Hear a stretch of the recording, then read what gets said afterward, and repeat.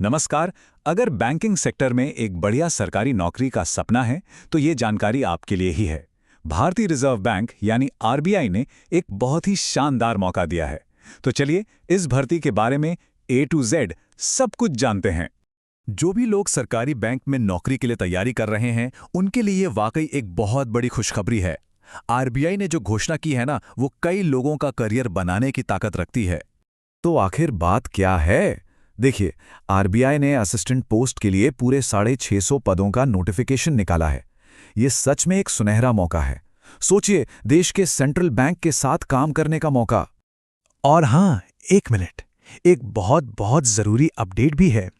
Apply करने की जो आखिरी तारीख थी उसे अब बढ़ा दिया गया है।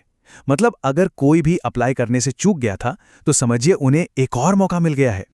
तो अब सबसे पहला और सबसे जरूरी सवाल जो दिमाग में आता है कि भाई इस नौकरी के लिए कौन अप्लाई कर सकता है। चलिए अब जरा इसकी जरूरी योग्यताओं और उम्र की शर्तों को ठीक से समझ लेते हैं। देखिए, एजुकेशन क्वालिफिकेशन की बात करें तो मामला काफी सीधा साधा है। किसी भी मान्यता प्राप्त यूनिवर्सिटी से ग्रेजुएशन की डिग्री होनी चाहिए। साथ में आजकल के जमाने में कंप्यूटर की बेसिक नॉलेज तो खैर जरूरी है ही।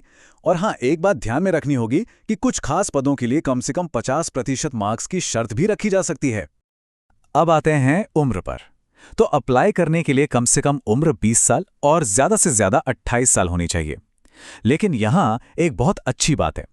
सरकारी नियमों के हिसाब से रिजर्व्ड कैटेगरीज को ऊपरी आयु सीमा में छूट भी मिलेगी। जैसे ओबीसी के लिए 3 साल की और SC/ST के लिए पूरे 5 साल की छूट है। चलिए अब उस टॉपिक पर आते हैं जो शायद इस नौकरी का सबसे बड़ा मोटिवेशन है, यानी सैलरी और दूसरे फायदे। आखिर ये जानना भी तो जरूरी है कि मेहनत का फल कितना मीठा मिलने वाला है। तो ये जो नंबर स्क्रीन पर दिख रहा है, यही है इस जॉब का सबसे बड़ा आकर्षण।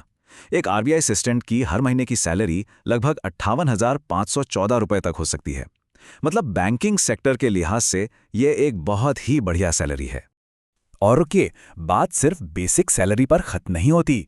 इसके ऊपर से कई तरह के अलाउंस भी मिलते हैं, जैसे कि महंगाई भत्ता, जिसे डीए कहते हैं, मकान का किराया भत्ता यानी HRA, आने जाने के लिए ट्रांसपोर्ट अलाउंस और मेडिकल की सुविधाएं। इन सब को मिला दें तो ये एक जबरदस्त पैकेज बन जाता है।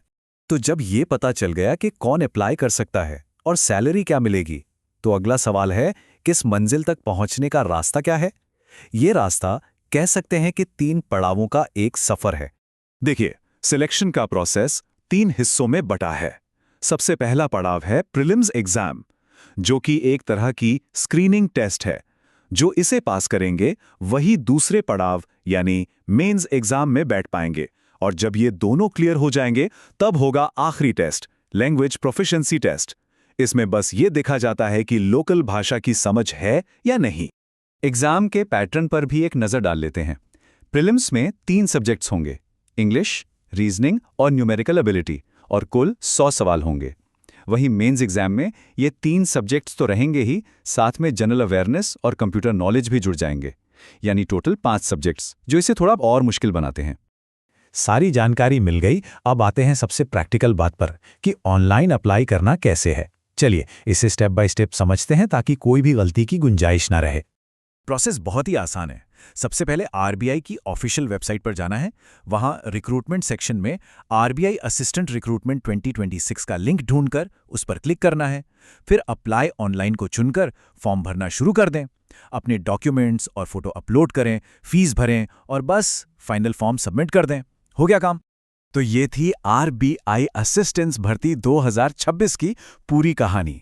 सच कहूं तो जो लोग बैंकिंग में एक सुरक्षित और सम्मानजनक करियर चाहते हैं, उनके लिए ये वाकई एक बहुत बड़ा मौका है जिसे हाथ से जाने नहीं देना चाहिए। और आखिर में बस एक सवाल जो सोचने पर मजबूर करता है कि बैंकिंग में एक स्थिर करियर बनाने के लिए क्या ये सच में एक सही कदम है? इस मौके के बारे में एक बार जरूर सोचिएगा और देखिएगा कि ये अपने करियर के लक्ष्यों के साथ कितना फिट बैठता है। धन्यवाद।